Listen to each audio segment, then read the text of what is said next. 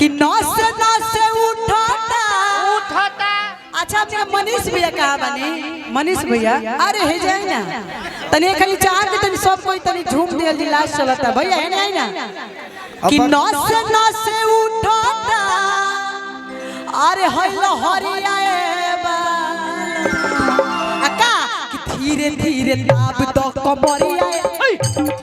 धीरे धीरे कमरिया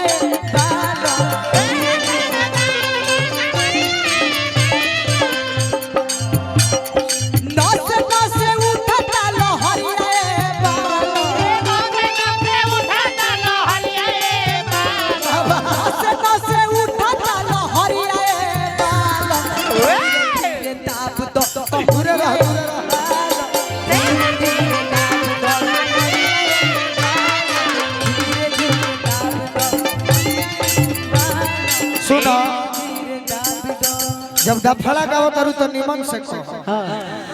कि 12 बजे रातिया के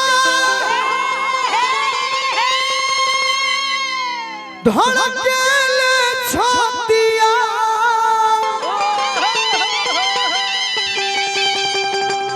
टूट जाल चलिया के अरे तकियावा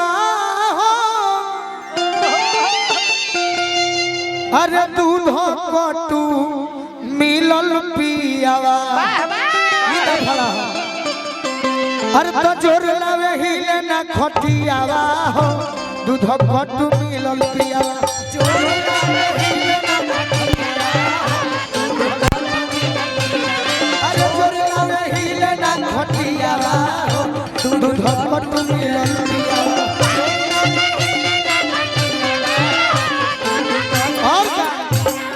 अरे गवन करा के चली गईले परदेश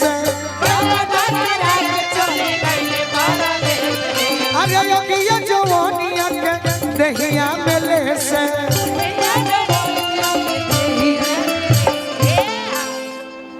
एक बेरी बूतल नहीं अरे दियावा हमारा विनय राय भैया रवि भैया के नाम दिला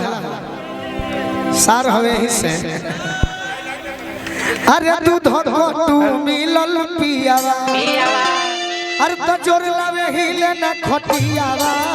दूध कटू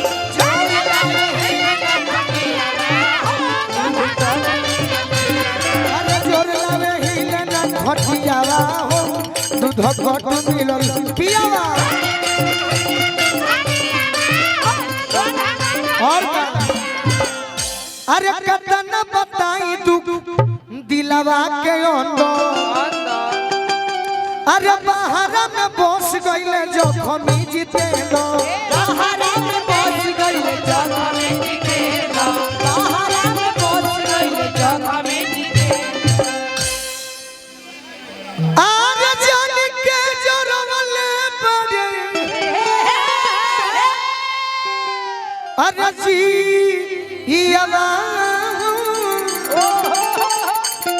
अरे दूध कटू मिलल पियावा अरे जोर लावे हिले ना खटियावा दूध कटू मिलल जोर लावे हिले ना खटियावा अरे जोर लावे हिले ना खटियावा दूध कटू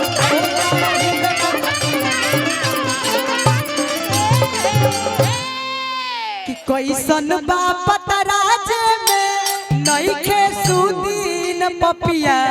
बाभन रे अभी एक सेकंड डांसर आई बड़े कैसन बापत राज में आई ना बेबिया लही बालू घाट अरे नइखे सुदीन पिया पपिया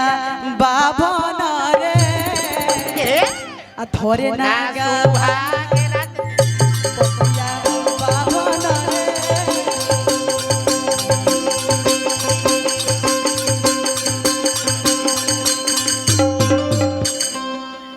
जब 10 मिनट सुने को होगा तो बैठ के कहानी हम लोग सुनत हो। चलो मारो उड़ान। भैया आराम से सब स्टेज पे उतर आता सा डांस आराम की है पुलिस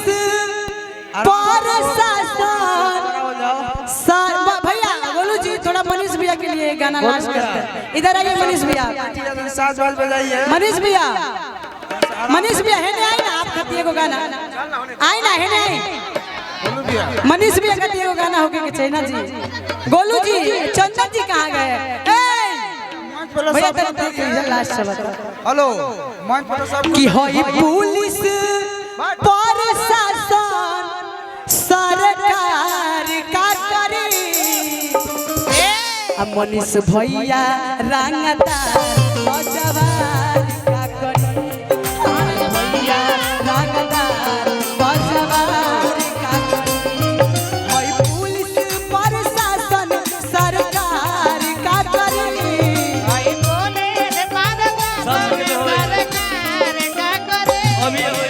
पुलिस प्रशासन सरकार का करे मनीष भैया रंगदार बजवार का करे भैया रंगदार बजवार का करे हमर भैया रंगदार बजवार का करे हमर भैया रंगदार बजवार का करे। कि आज हो पहिला मिलनवा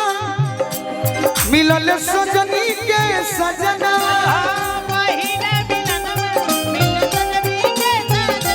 हमारे अंग गुलाब नियन खिलल बा बदना